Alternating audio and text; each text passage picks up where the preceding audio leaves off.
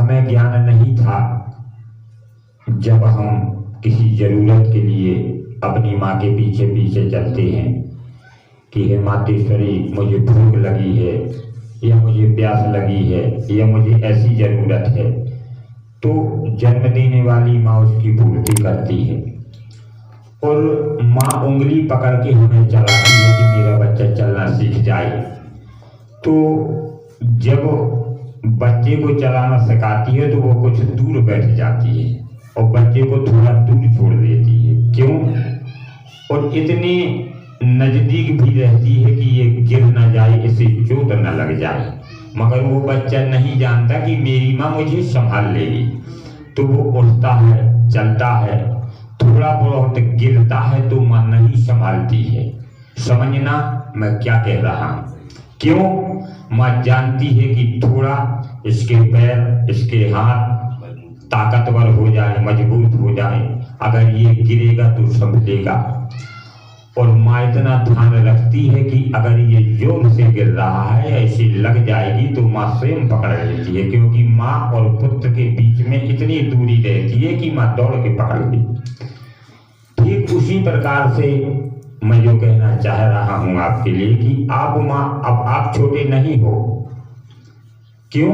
क्योंकि वो उम्र अलग होती है। अब अपन चलना भी जानते हैं, अच्छा बुरा जानते हैं, खाना पीना जानते हैं। स्वार्थ या निस्वार्थ बस जो हमसे भूल हो रहे हैं, हम भगवती की शरण में आ रहे हैं।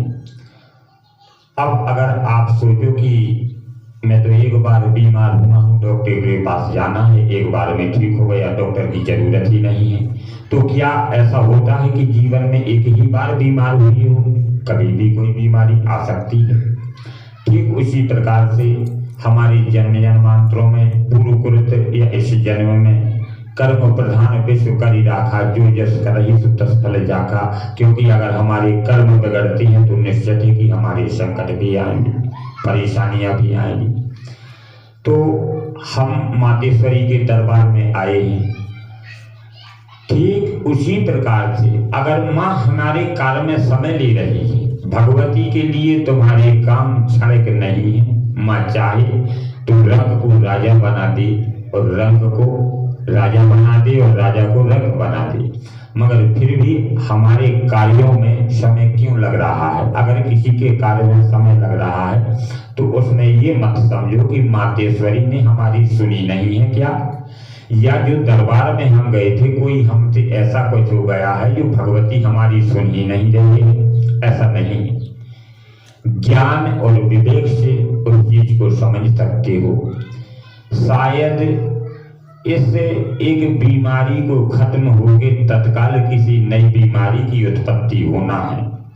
तुम्हारा कुछ समय ऐसा है, या तुम इतने योग्य हो कि अभी हाल में अगर एक गोली खा के बुखार उतर गया तो तत्काल चलने फिरने लगोगे।